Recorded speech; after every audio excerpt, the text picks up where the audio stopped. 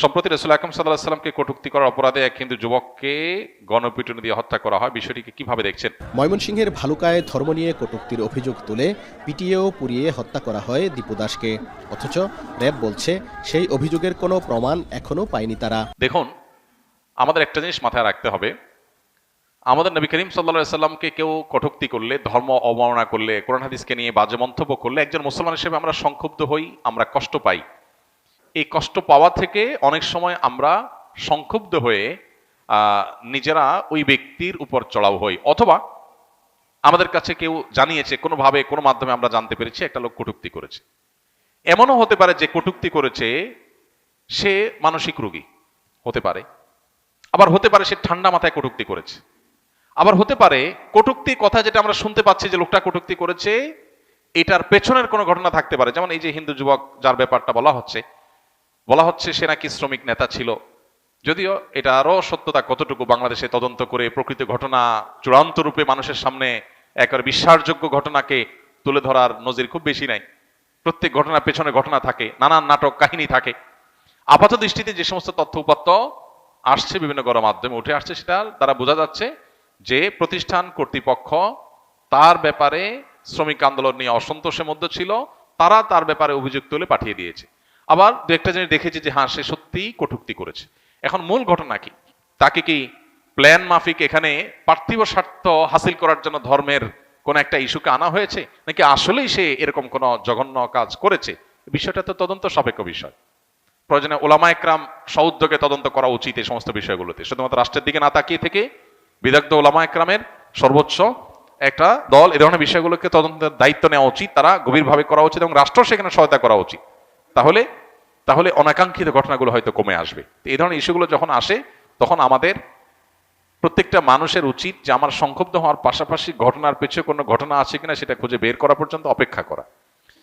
মুশকিল হলো আমাদের প্রচলিত আইন এবং আমাদের সমাজে যে প্রচলিত বিচার ব্যবস্থা আছে এটার প্রতি মানুষের আস্থা এতটা তলানিতে চলে গেছে যে এখানে তাদের কাছে দেয়া হলে তারা তদন্ত করে দোষী হলে তার বিচার করবে, শাস্তি দিবে, এ আশা সাধারণ মানুষ খুব বেশি একটা করে না।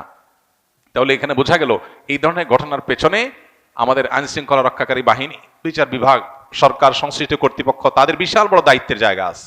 তারা যদি ধর্ম অবমাননা করার জন্য কঠোর শাস্তির আইন তৈরি করতেন এবং সেটার প্রয়োগ করতেন, তাহলে সাধারণ মানুষ কেউ কখনো আইন হাতে তুলে নিত না।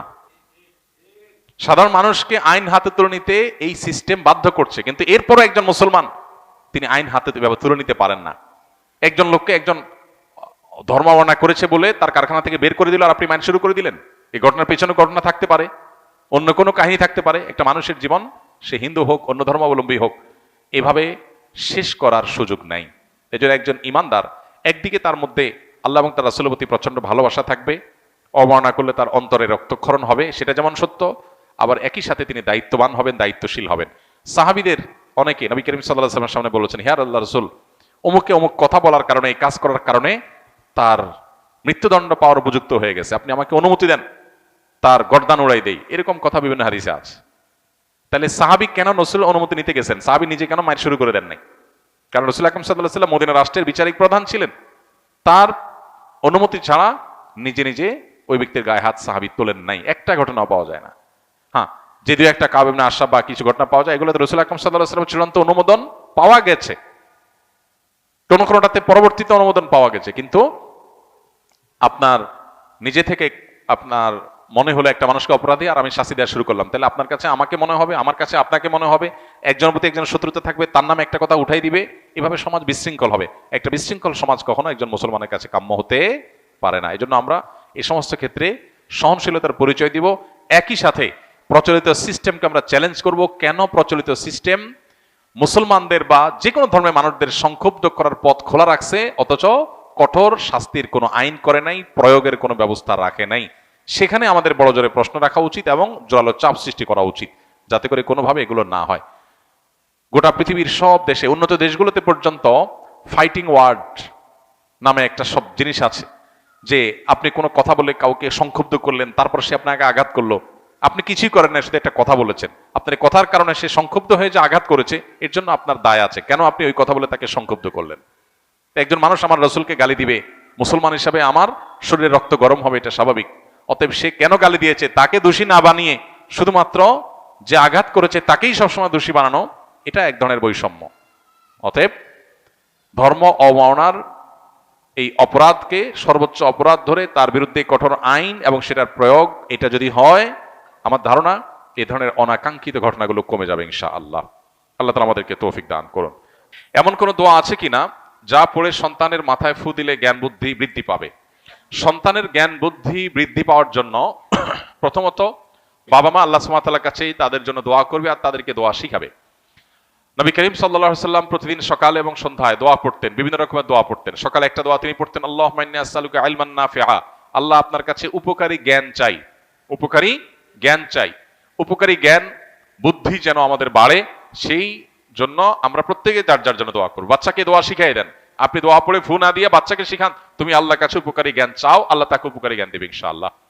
তাছাড়া উপকারী জ্ঞানের পথে যে সমস্ত অন্তরায় আছে, মোবাইল ফোনের নেশা, তারপরে সোশ্যাল মিডিয়ার আসক্তি, টেলিভিশন সহ বিভিন্ন রকমের ডোপামিনের যে আসক্তি আমাদের শিশুদেরকে ধ্বংসের দ্বারপ্রান্তে নিয়ে যাচ্ছে, সেখান থেকে শিশুকে আপনি রক্ষা করেন, শিশুর মেধা নষ্ট হওয়ার পথগুলো থেকে রক্ষা করেন, ইনশাআল্লাহ অটোমেটিক সে মেধাবী হবে, সে বুদ্ধিমান হবে।